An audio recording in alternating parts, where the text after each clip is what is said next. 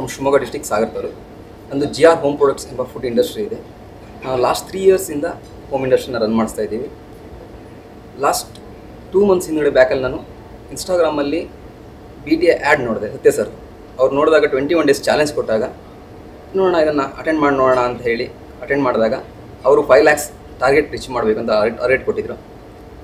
ಅದಕ್ಕಿಂತ ಜಾಸ್ತಿ ನಂದು ಟಾರ್ಗೆಟ್ ಆಗಿದೆ ಈ ಸರಿ. I am really thankful to BTA and Satya sir.